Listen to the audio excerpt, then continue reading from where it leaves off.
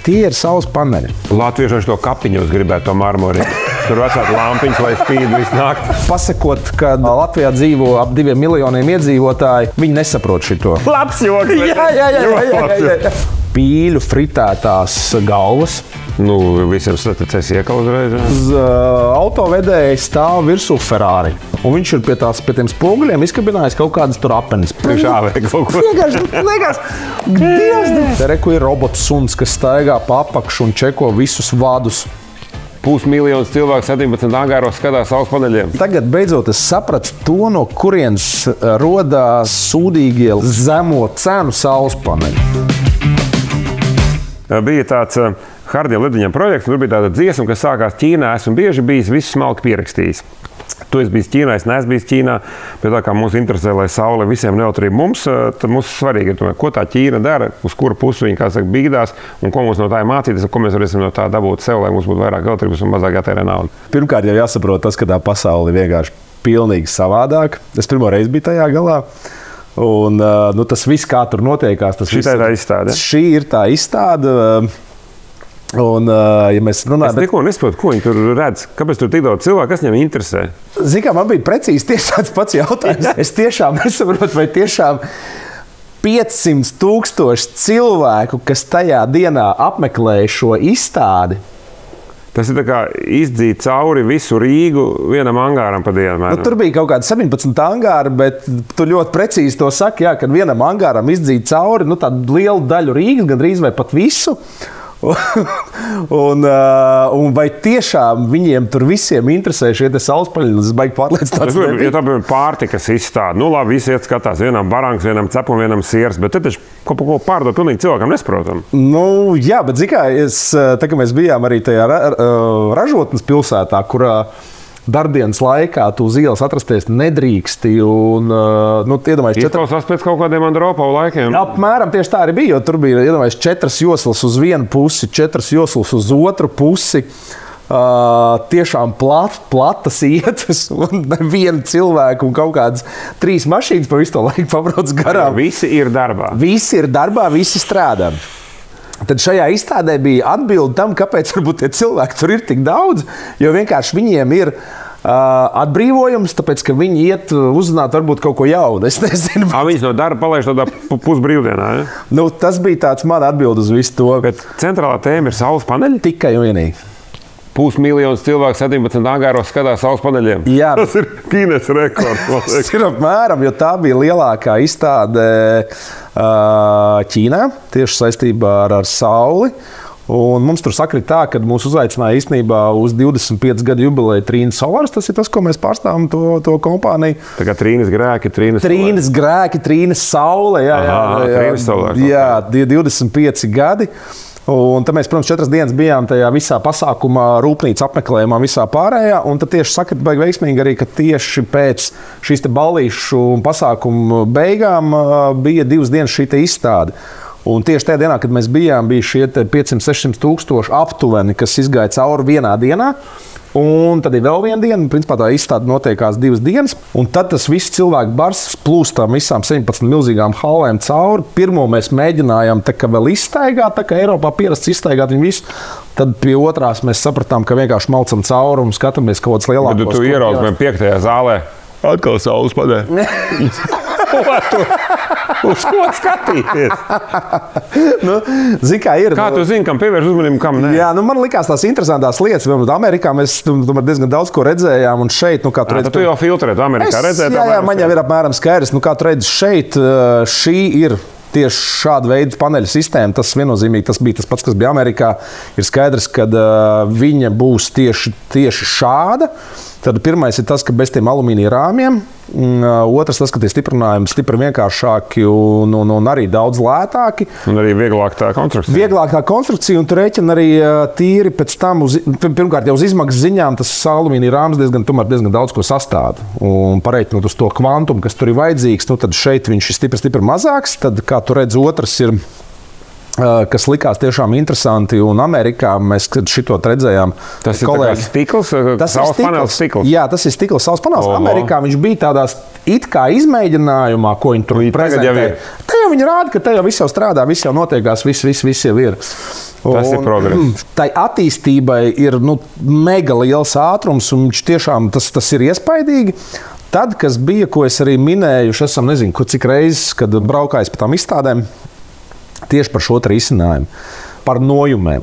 Feature, kas rāda stiprinājumu risinājumu, lai var izmantot viņu kā jumtu, un ūdens tek projām. Principā tāda drenāžas sistēma, viņi var redzēt, kā viņi izskatās, un principā tiek izmantots viņš kā jumts. Liela tehnoloģija gaužām vienkārši. Vajag nojumi, Reguls saliek konstrukcijas, te pat loks, kurā lai tev gaismas spīd iekšā. Patiesībā galīgi nav slikti. Pavisam elementāri vienkārši. Man tā liekas, jebkura metāla apstrādes kompānija Eiropā to var uztaisīt un tirgot. Es zinu, ka kaut kāda ir Igaunijā, kāds kaut ko ir uztaisījis Latvijā, kaut kas arī ir, bet ne šādā veidā. Inženieri ir jaunie dievi. Jā, viennozīmīgi. Es tev pilnīgi piekrītu. Un otrs bija, ko viņi arī teica, ka tu to lietas ūdeni, ko tu savāc, pēc tam to var mazgāt arī paneli, ja tev vajag. Vai aplaistīt savus gurķus. Vai aplaistīt gurķus, vai vienalga, ko darīt. Bet tu jau vari nopirkt kaut ko, kas tu liekas baigi labs, bet ir 3 zāles tālāk, kaut kas vēl 3 labāk. Jā, tur tā arī bija, jo, ko tu redzi šajā video materiālā ir tas monitorings, tas ir ārprāts, tas viņiem vienkārši tā kā rāda filmās kaut kāds, Es nezinu, kurā Pentagonā stāv milzīgais ekrāns, un tur cilvēki kaut ko palaiž raķeti kosmosā. Kā piemēram, šeit viņiem ir ļoti izteikti šīs kontrola tādas telpas. Mēs arī vienā no tādām bijām ražotnē, kā demo versijā, kur vienkārši ir milzīgs ekrāns, vienkārši milzīgs. Es nezinu, cik tur tie metri, kaut kādi 10 metru garumā tāds vienkārši ieliekts ekrāns, un sēž cilvēki, un tas, kas bija redzams šajā video, ka vienkārši čeko līdzi, kas notiekās ar saules parkiem. Tur vai viņi silst, kas tur tiek dots ārā un tādā garā. Te reku ir robots suns, kas staigā pa apakšu un čeko visus vadus, vai tur gadījumā kaut kas nesilst. Viņam ir kameras, jo viens ir no augšas, kad tu filmē dronu. Tu jau neredzi īsti, kas tev apakšā notiekās. Reku ir robots suns, kas braukā pa apakšu un tajā pašā laikā čeko līdzi, vai tur tiešām viss ir kārtībā vai nē. Un interesantākais, kas arī bija rūpnīcā, kā notiek to vafeļu, to čipu griešanu un likšanu. Tur cilvēks vispār nepiedalās vispār. Tur vienkārši ir roboti, kas tā kā no malas, kā liekas, no sākuma bija tāda sajūta, ka tas robots vienkārši grozās, un viņam tur nekā nav. Kaut kādā pilnīgā bezjēgā visu laiku braukā un kaut ko tur dara. Imitē darbību. Izrādās, tās plāksnes ir tik abnormāli plānas, tās silīcija plāksnes, ka tu viņas vispār neredzi. Un tā vienā brīdī tu pagriez to galvu, bišķi tajā leņķī, un tad tu saproti to, ka nē, tur īstenībā ir, un viņas tur ir diezgan daudz. Te ir čalis, kas reku, viņš ir nogurs. Powerbank izinās. Nē, viņam ir čemodāns, tas ir, un iekšā ir powerbank, un tas čemodāns brauc uz priekšu. Un reku, tu tur var nolikt kājas, un šitādā te veidā ņemt risinājumu. Kas īstenībā nav sliktākais variants, jo es atceros, labi, šis nebija tas gadījums, jo mēs diezgan steidzam izskrējām cauri, bet tu nogursti. Un reku ir tā spēle. Es no sākuma nevarēju saprast. Visi tur kaut ko sauc. Reku tas konkrētais ražotājs piesaista cilvēks un kādā veidā. Kaut kāda angrībērts izskatās. Nē.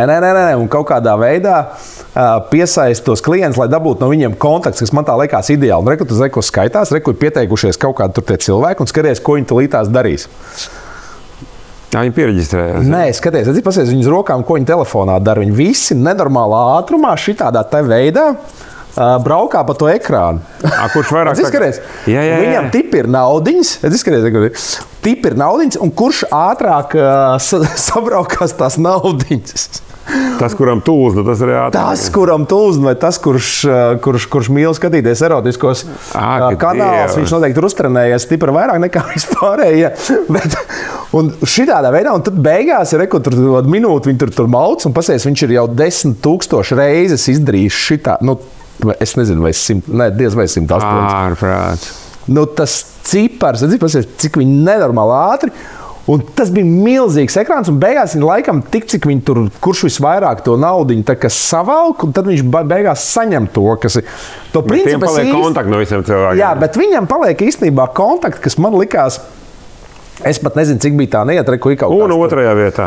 Un otrajā vietā, un reku ir pirmajā. Kaut kādi čaļi ir pirmajā vietā. Tad bija viena interesanta lieta, izcinājums, kāpēc vispār vajag likt uz tiem motoriņiem tos saules paneļus.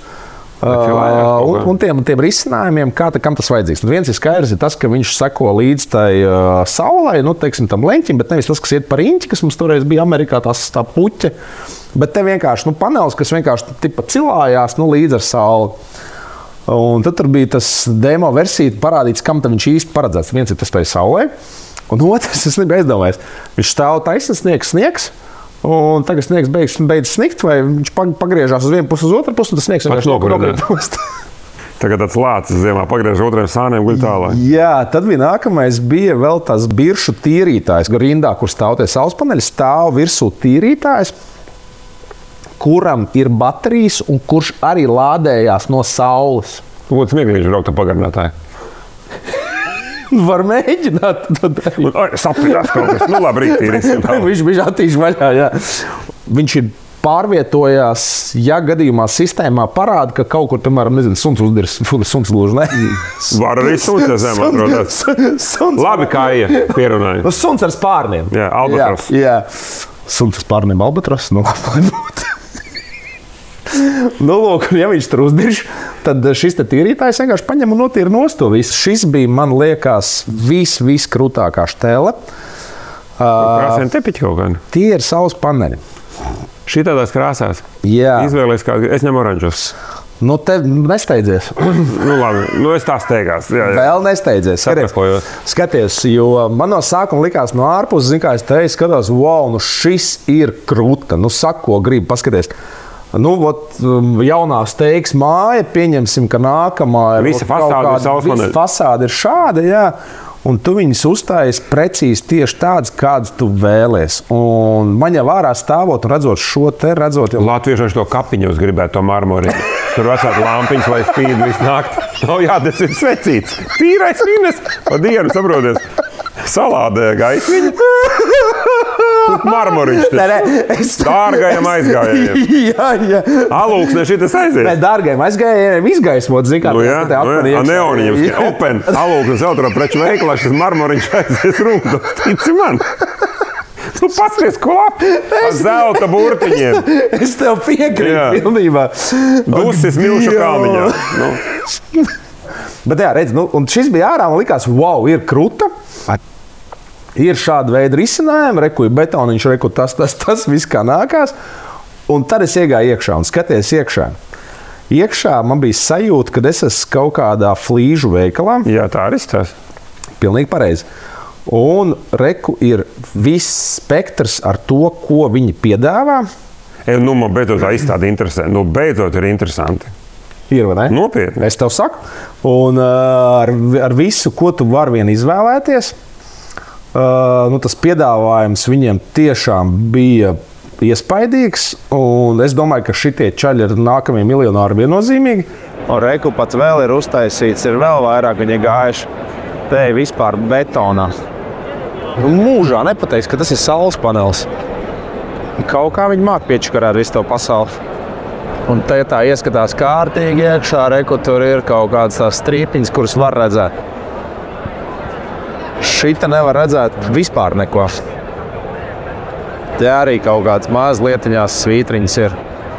Tātad reku ir, piemēram, kaut kāds projekts, Latvijā diez vai kāds varētu šito pavilkt.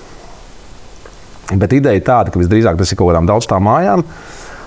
Fasādē jābūt no tāda, tad tā ir saules paneļs, un tad viņi uzražo tikai stiklu. Šie tikai ražo stiklu. To smukumiņu? Jā. Kuram iet cauri saules gaismu? Jā.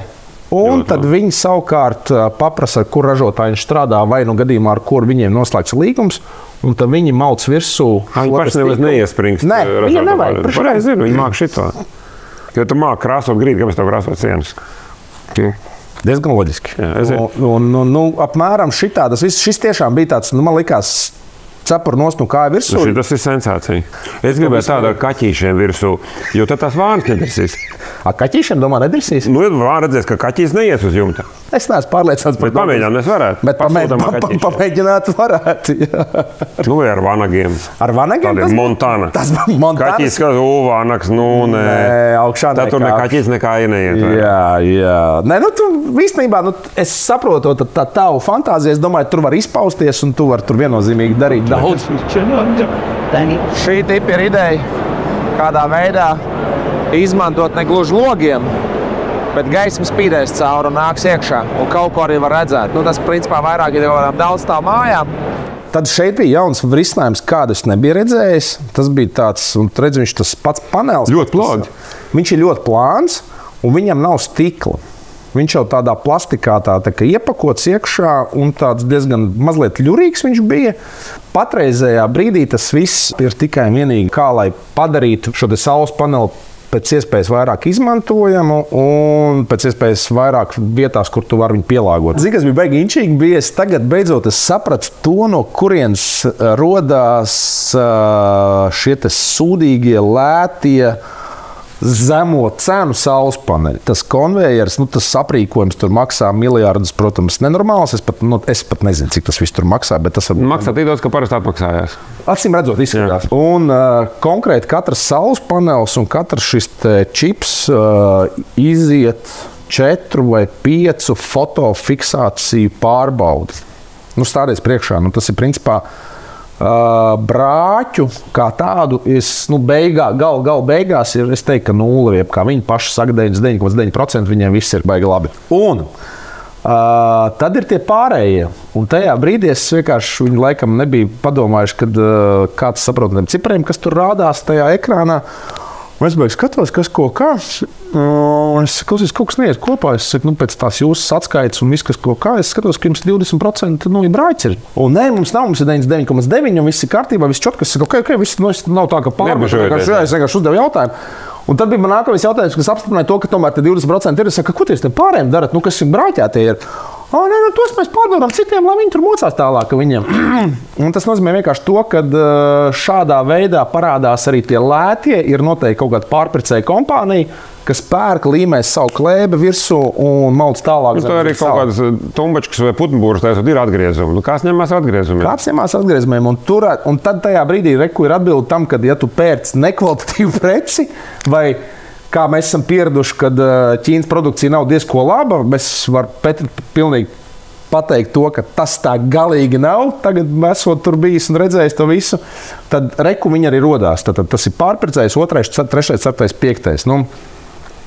Brāķis un atgriezumi. Brāķis un atgriezumi. Un tas viss, tas risinājums un vispārējais, tā rūpnīca, tur vienkārši tur tiešām viss ir uz ūsiņa, viss ir krūta, viss ir labi.